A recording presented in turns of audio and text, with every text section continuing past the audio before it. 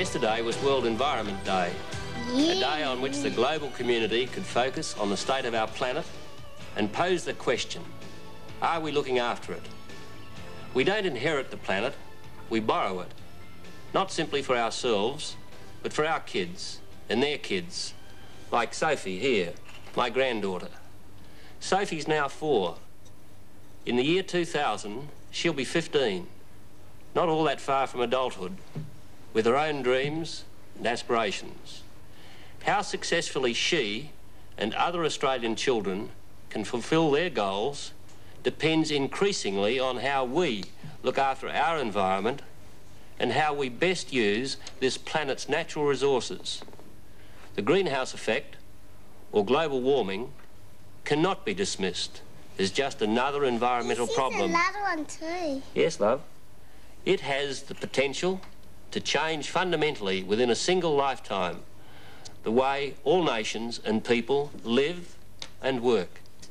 In the program you're about to see, Climate in Crisis, you will learn simple things you can do about our greatest environmental challenge, the greenhouse effect.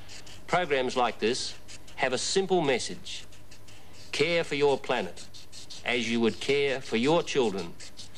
Their tomorrows depend on our actions today. The entire planet will be affected by greenhouse. So, to look at the planet as a whole, we've joined forces with an organisation on the other side of the world, the BBC's Natural History Unit. You'll be hearing from Sir David Attenborough about how wildlife will be threatened. And you'll hear what the future head of the Commonwealth, His Royal Highness the Prince of Wales, has to say about our future. First, though, the causes of greenhouse. BBC journalist Michael Burke shows how we are all changing this planet. Ordinary, responsible people doing ordinary, irresponsible things.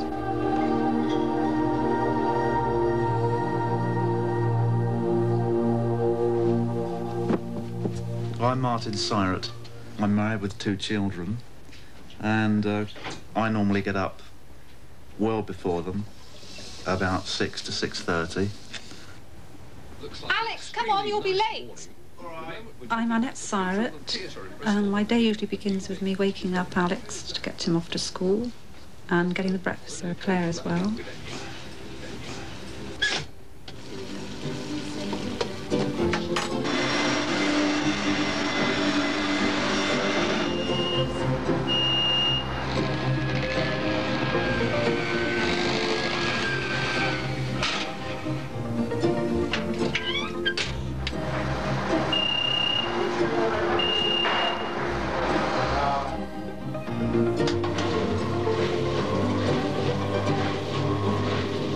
I don't mind working in the house as long as it doesn't take too long. The power that drives our lives, that ensures that everyday jobs don't take too long, is turning our world into a greenhouse. Carbon dioxide pours from the power stations that burn fossil fuels to make electricity. 4 out of every 5 power stations on Earth busy making the gas that's mainly responsible for the greenhouse effect. Coal is the dirtiest fuel and provides the most carbon dioxide. For centuries we burnt it to keep ourselves warm. Now it's warming the world. Since the beginnings of our industrial revolution, factories have churned out carbon dioxide. Over the last century and a half, they've pumped billions of tons into the atmosphere. If I'm doing shopping, I always take the car anyway, and if I'm, after shopping, taking the dog for a walk, then the dog comes with me and sits in the car while I'm doing the shopping. I don't really walk anywhere. We can't move without making a cocktail of gases to warm the world. Out of our exhausts come carbon dioxide, carbon monoxide and nitrous oxide. A greenhouse gas that produced today will still be in the atmosphere 170 years from now. The most destructive gases are in the most everyday things. Fridges, aerosols, foam packaging, made with chlorofluorocarbons, the CFCs that have blown a hole in the ozone layer. They're warming up the world too, trapping 10,000 times more heat than carbon dioxide. The main meal of the day is the evening meal. I think it's important once a day to have a family meal together because you sort of sit down and you can talk to each other, because then after that they go off and do their various things. We can't eat without warming up the world. The more we consume, the more we throw away. The rubbish left to rot gives off methane, another of the greenhouse gases.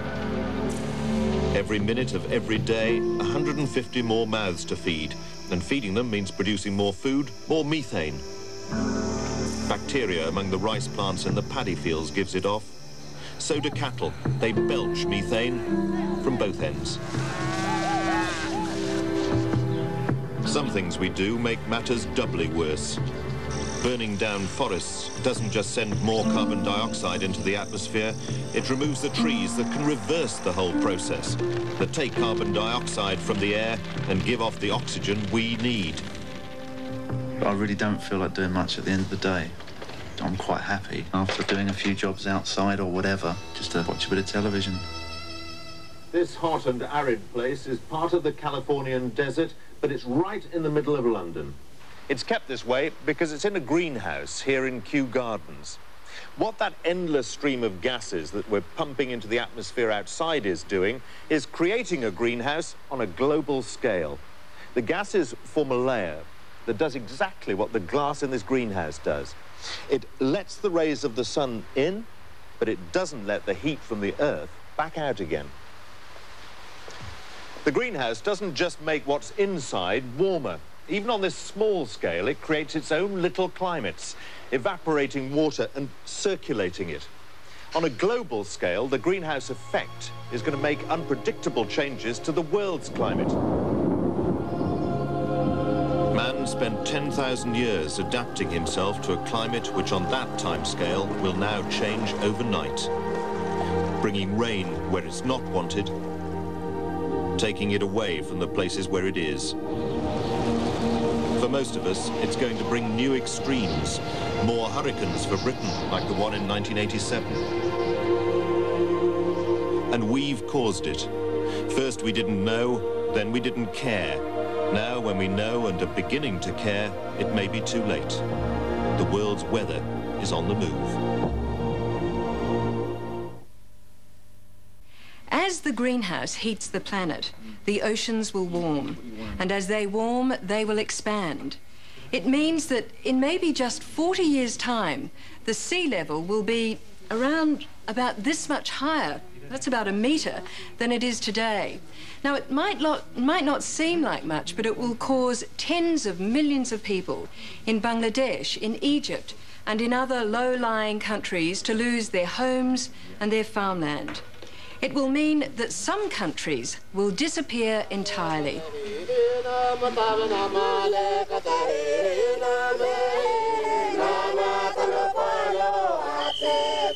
500,000 people live in paradise, but it could soon become paradise lost forever.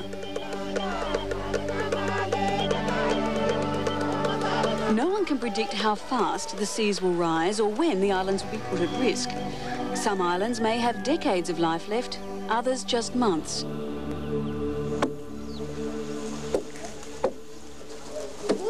Han Island, in the Carteret group of Papua New Guinea, has already been inundated, and 15 families have been evacuated. They could be the first trickle in what might turn into a tidal wave of greenhouse refugees. The rising seas around the island are probably caused by shifting currents rather than global warming. But whatever the cause of the rise in local sea level, Han Island provides a graphic preview of life in a greenhouse world. Yes, this area is badly eroded by the tide. Pius Tehu is the government representative for Han Island, but he's in danger of losing his constituency to the sea. I see out there, that used to be the beach before where the coconut trunk is. As the coconuts, as you can see, that the coconuts are right in the sea now. Yeah. A fortnight ago, this coconut palm was put right down by the Washed right over. Washed right over. This white sand here was swept from the seas, but 2 weeks ago, the sea swept right into the garden area, just out there. Right through to your garden? Yes, it did. The islanders grow 80% of their food in carefully tended gardens, but the land is now sterile. Salt water has rotted everything in its path. 1,000 miles south, and the same ocean which washes up on the beaches of Hahn Island washes up on the beaches of Australia.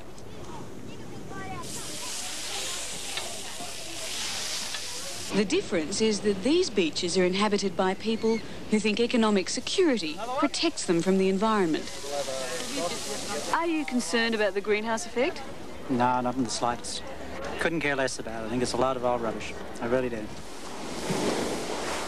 Yet the residents of Redcliffe, a typical coastal community in Queensland, will also be affected. But it will be their lifestyles and real estate prices that suffer.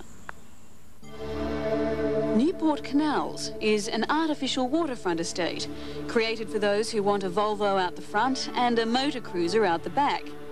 Come the greenhouse effect, the houses are likely to get more waterfront than was bargained for. Low tide and all seems safe. High tide and you can fish from your back garden. But an 80 centimetre or 2'6" rise in sea level would put the high tide well up the lawn.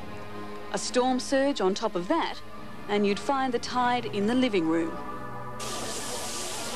I consider it's so far possibly in the future that we really don't know at this point in time what's going to happen.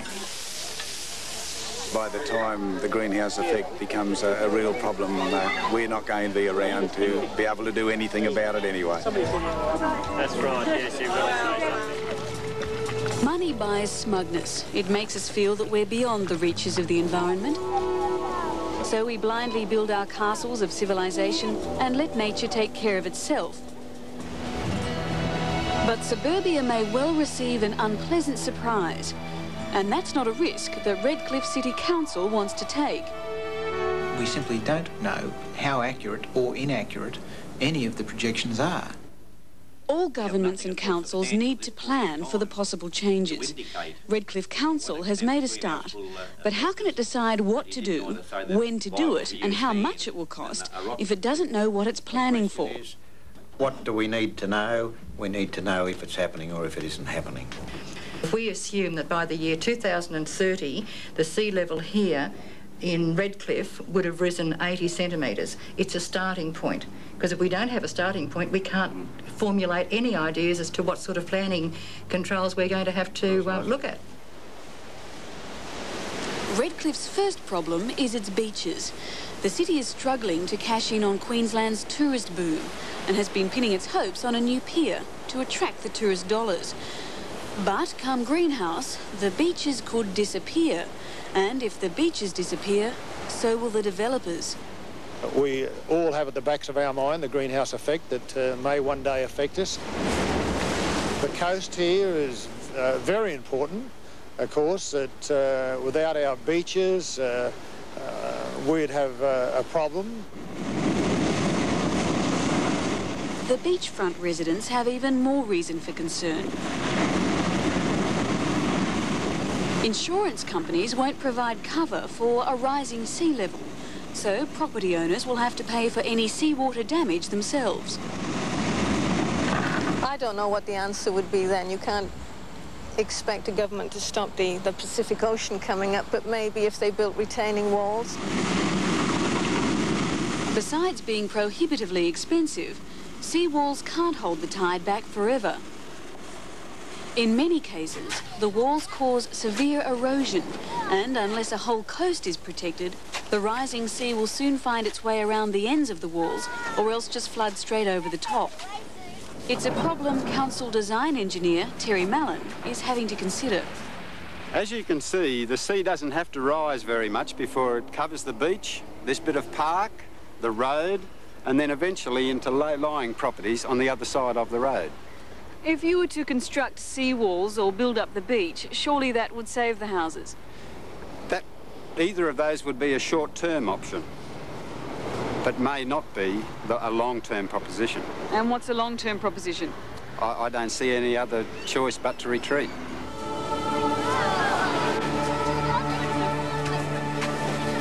Mallon risks his council job by even considering such measures, because thoughts of abandoning houses and heading inland would send developers running and real estate prices plummeting. It's with good reason that estate agents are determined to assure the public that greenhouse isn't a worry. One prospective buyer signed the contract on $1 million waterfront house only after he'd been reassured by the estate agent it would not be greenhouse affected. Other property owners are not prepared to take an estate agent's word for it. Well, I sold my house here, basically probably 40% of the reason would be the greenhouse effect. And then 5 years down the track, who's to know what your house would be worth then when people start to realise the effects of the greenhouse effect. There's no evidence that the greenhouse effect has arrived yet, no matter what you may think of the strange weather you've been having. But greenhouse has nevertheless started to affect the community. What causes the greenhouse effect? Fossilised fuels. It's slowly being accepted as an inevitable part of our future, a subject to be taught in school, an issue to be planned for by councils. If you don't that's right, what is the government doing? Yeah. Yet the greenhouse effect is also dividing our communities. On one side are those people who want to plan for the future, while on the other side are those who think the future can look after itself. Eat, drink and be merry. And then leave any problems to our children.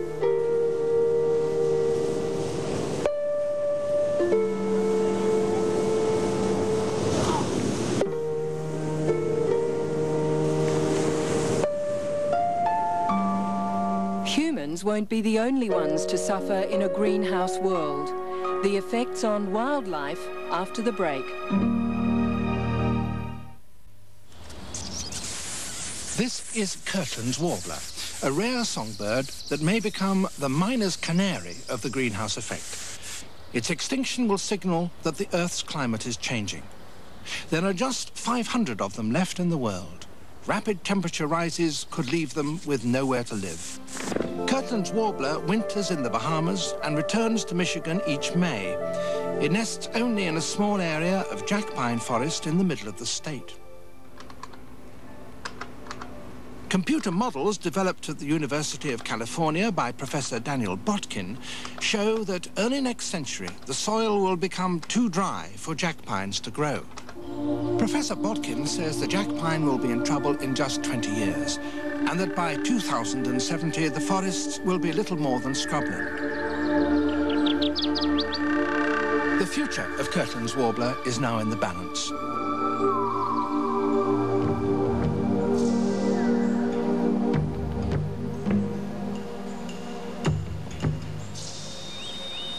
The climate of the Earth, of course, has changed many times during geological history, but those changes were gradual, taking place over many thousands of years, and animals had time to adapt to them either by evolving into new forms or by migrating into more suitable areas. But the changes that some are predicting now would be very swift indeed, not thousands of years, but decades. And the animals on these plains in East Africa certainly wouldn't have time to adapt to them. And neither would they be able to migrate into more suitable areas, for these plains are their last refuge. They are hemmed in by the settlement of human beings. So the effects of a swift climatic change for the wildlife here, which is already hard-pressed, are likely to be catastrophic.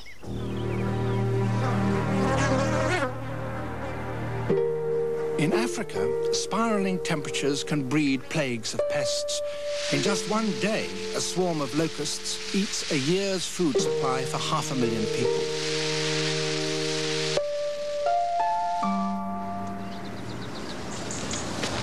In Europe, even the humble ladybird can become a public nuisance.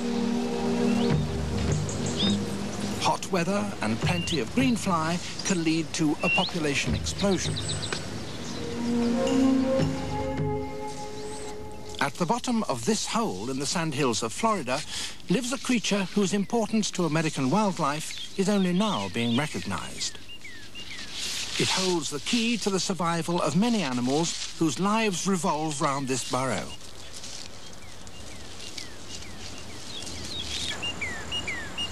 Joan Demar has noted that up to 80 creatures use the tortoise's burrow. Some, like the threatened gopher frog, have nowhere else to live. For others, the burrow gives shelter from severe storms, forest fires and predators. If the gopher tortoise stops digging, there'll be no protection for the burrowing owl or the threatened indigo snake.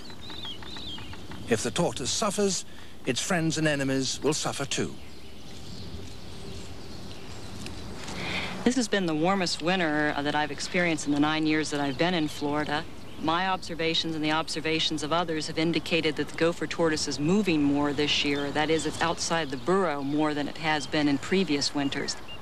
As the tortoise's biological clock goes haywire, scientists believe its breeding may be unsuccessful and its numbers may slump, with serious implications for many of the animals which depend on it.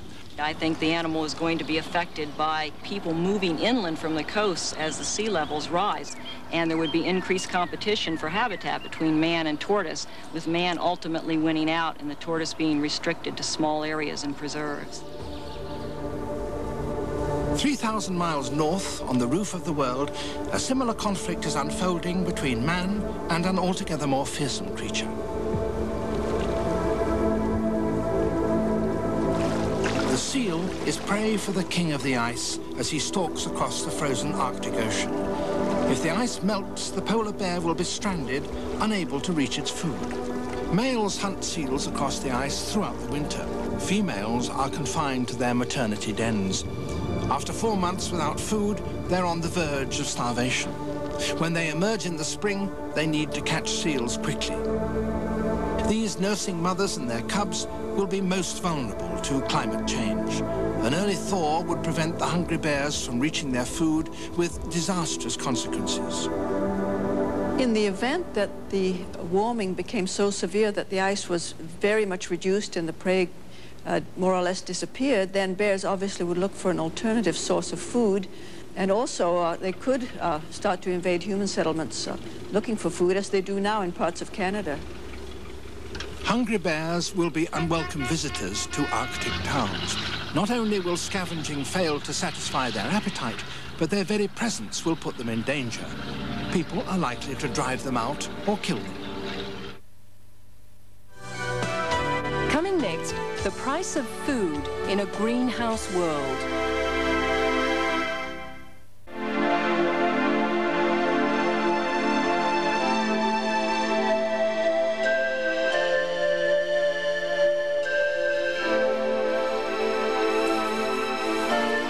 Kenyaka was once home for about 70 families until a devastating run of drought in the 1860s taught them the hard lesson that this really wasn't the place to earn a living off the land.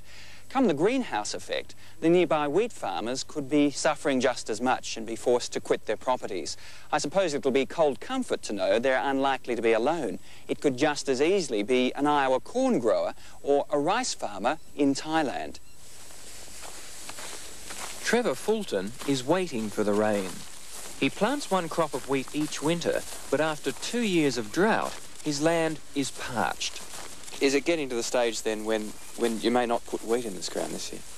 Yes, well, I guess you've asked me the question that I don't really want to, that I don't want to face. But yes, I suppose if I'm honest, that could easily be where we're going.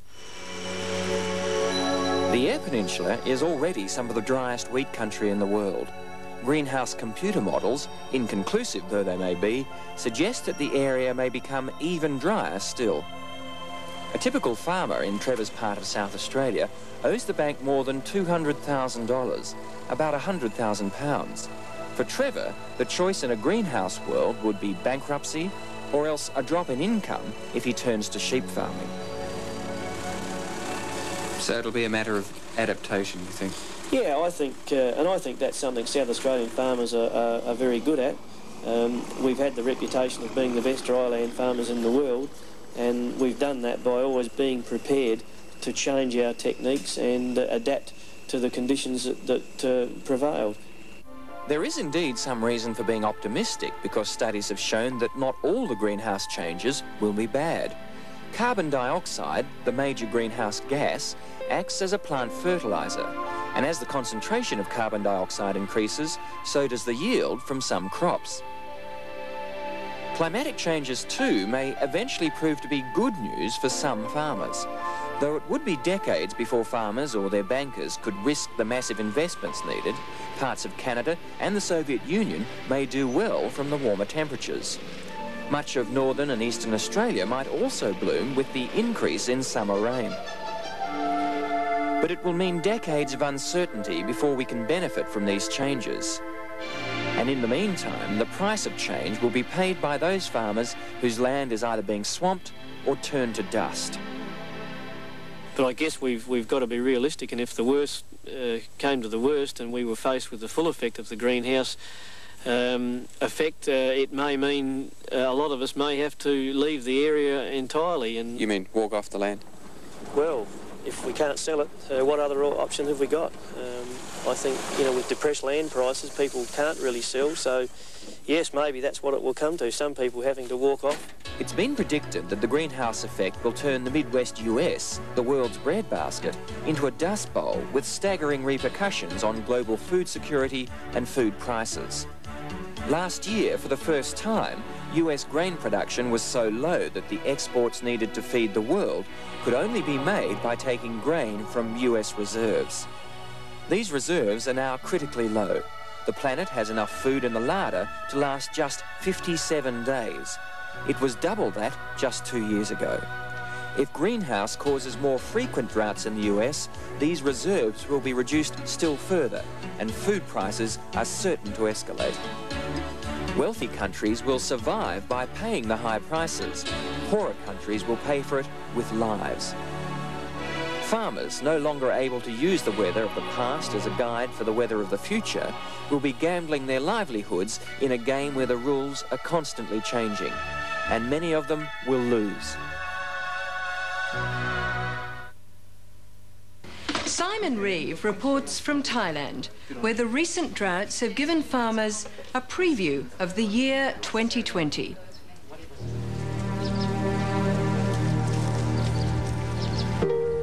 Samnyang Chayu's family has farmed this land for 3 generations. No one in his village has ever known a drought like this. 2 years ago, the soil was so dry that he was unable to plant anything. Last year, his land, which normally produces 6 tons of rice a year, produced just 100 kilograms. This year looks no better. Samnyang is a subsistence farmer. If his crop fails, his family starves.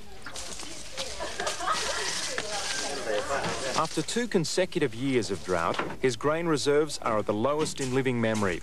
Samnyang has just 200 kilograms of rice left. For his family of 6, that will last just 3 weeks. A few hundred kilometres south of Samnyang's farm in the lush coastal regions of Southeast Asia, rice farmers face a different problem. Most of the world's rice is grown in low-lying river deltas which flow into the sea. But if the sea rises in a greenhouse world, salt water will creep upstream and inundate the rice paddies. For Pochana Ruangswat, it's already happened. A drop in river level has had the same effect as a rise in sea level, and salt water has crept inland. Pochana's land has been poisoned by the salt water.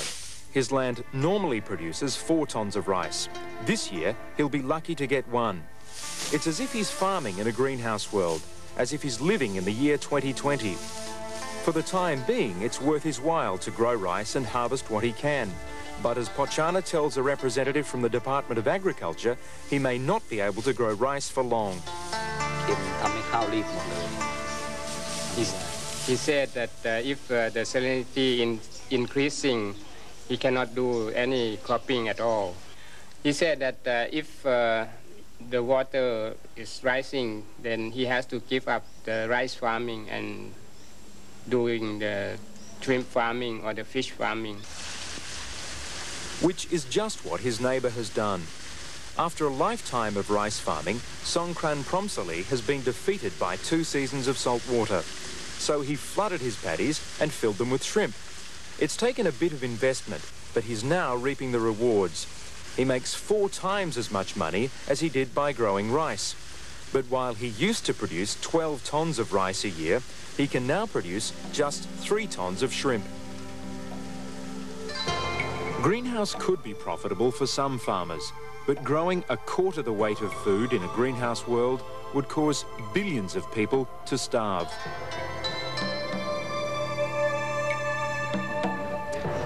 Farmers are likely to be the first humans to experience the effects of climate change. One such farmer, who runs thousands of hectares of prime farmland in Britain, already has greenhouse on his mind. I mind about what happens for my children and my grandchildren. And I'd like to leave behind, if I can in my own small way, you know, a world which is somewhat better than I've found it.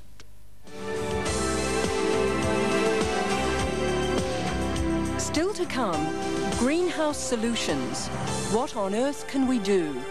What on earth can you do?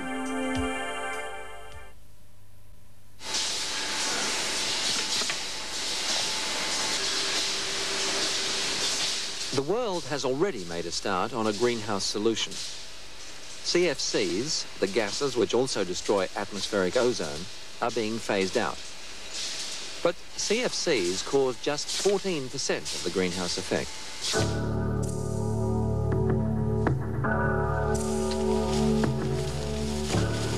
Methane causes 18%. And because it comes predominantly from cattle and rice paddies, it's believed that the only way to reduce that figure is to reduce the world's population.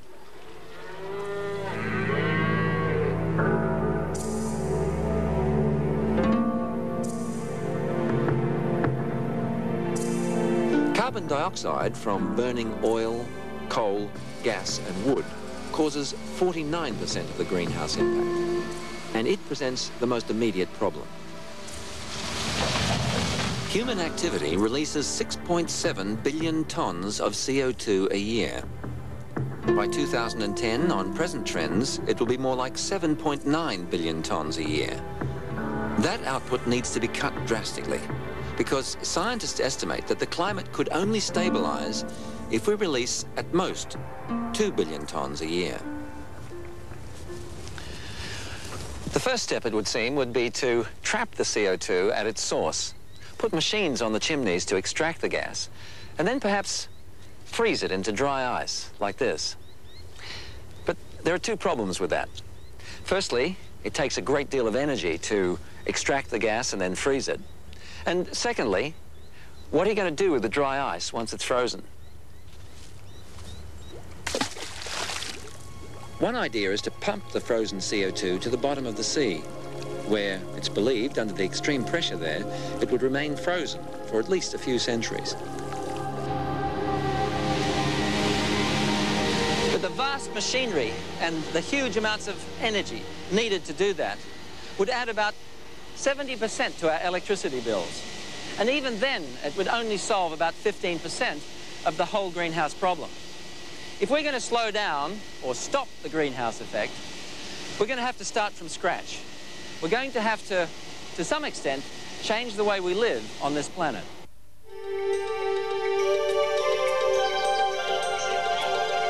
All plants absorb carbon dioxide and store it in wood and soil. But to absorb the amount of carbon dioxide we currently release each year, we'd have to plant a forest larger than Australia. It's about twice the size of Western Europe.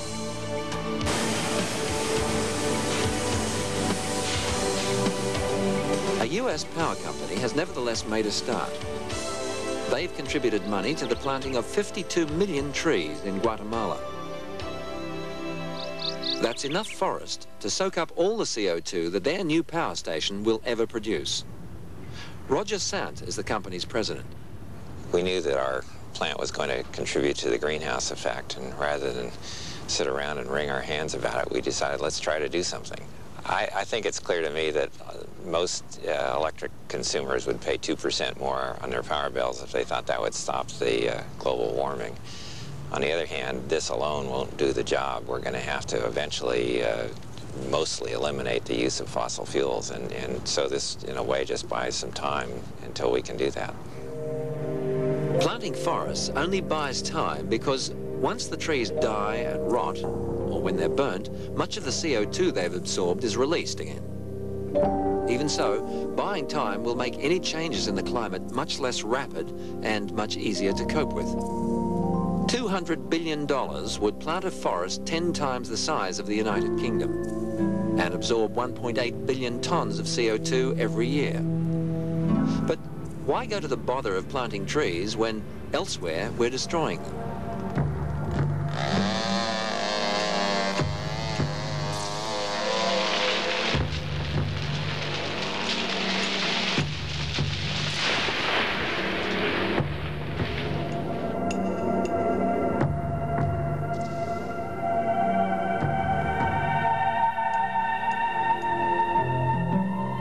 In the time it takes to finish this sentence, an area of forest the size of 5 football fields has been destroyed. Halving that rate would save 1 billion tons of CO2 from being released each year. People don't cut down forests in tropical countries just because they want to do it for fun. They do it because there's generally poverty and desperation to expand.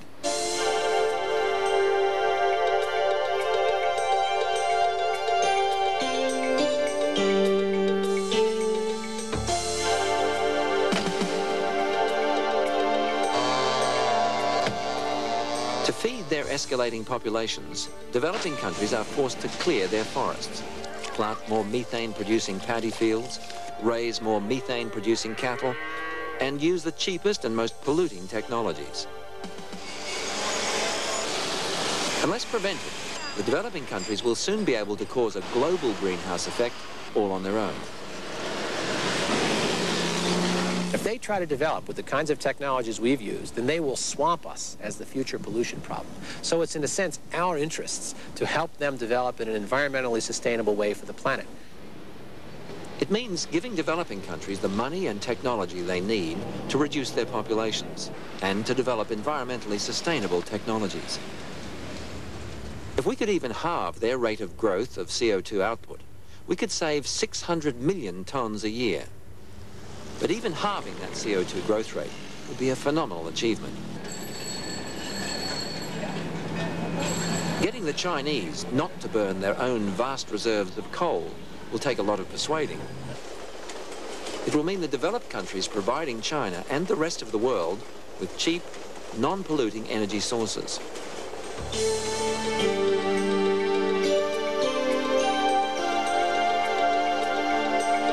Nuclear energy produces no carbon dioxide. But would the public allow a nuclear comeback? Even if they did, or even if new fusion reactors could produce cheap, safe energy, to replace all coal power stations with nuclear, we'd need to build a nuclear power station every 3 days until the year 2025.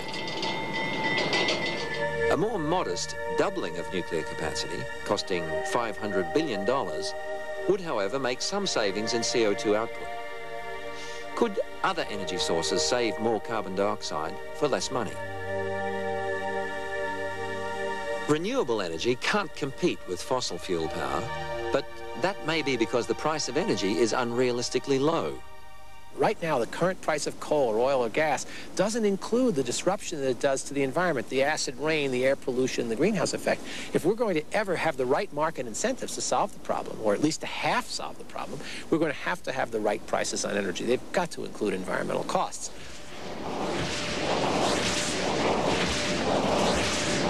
With higher energy prices making them more competitive and further research making them more effective, by 2010, perhaps 10% of our power could come from renewable sources. Paying the real cost for energy would also show us how valuable energy really is and how much of it we waste.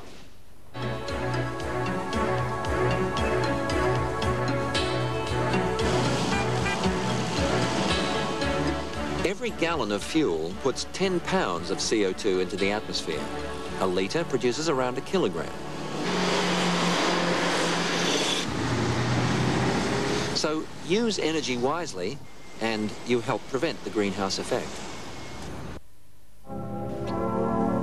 Doubling our efficiency efforts would save nearly 3 times more CO2 than if we were to double our nuclear capacity.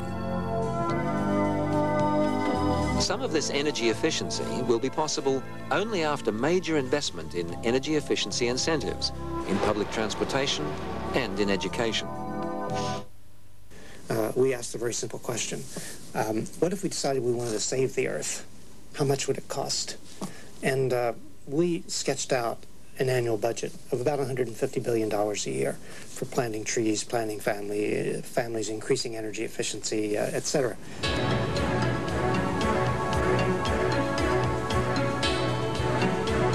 That's around $100 or 60 pounds sterling every year from every man, woman and child in the industrialized world. It sounds like a lot, but it's just 1/6 of the global military budget.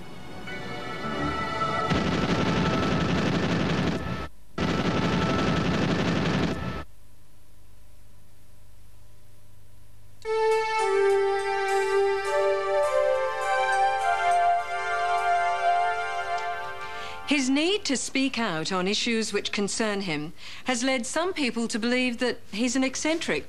But as future head of the Commonwealth, he's earned a great deal of respect for his views. The Prince of Wales was asked by the BBC's Michael Burke whether the greenhouse solution should involve a massive expansion of nuclear power. Difficult one. I mean, we all want the benefits that electricity brings us, but with none of the drawbacks. And obviously nuclear energy has drawbacks, as we saw from what happened in the Soviet Union. I don't actually think it's necessary to go all the way down the nuclear line, although it definitely has, I suppose, potential. I actually think that there's a great deal more to be gained from concentrating on energy conservation measures. You think that that might be more valuable in the long run? Well, I think that it has great value, and I don't think it's nearly emphasized enough. A great deal more could be done about it. And not only that, but I think a great deal more could be done to advertise the fact to the consumer of the effects created by wasteful use of energy. I mean, we have to pay a price for it, and I think at the moment, I don't think we realize just, you know, how potentially hazardous it is unless we take trouble with switching the lights out, you know, when we don't need them, and just thinking about it a bit more. Tomorrow morning and every morning for decades to come, when the weather is perhaps just as it should be, you could be forgiven for thinking that the greenhouse effect is nothing but hot air, or for thinking that if there is eventually a problem, our children can sort it out.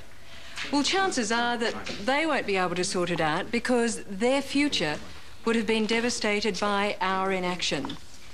The United Nations believes that we have just 10 years left in which to stop the planet from spiralling into a catastrophic greenhouse effect.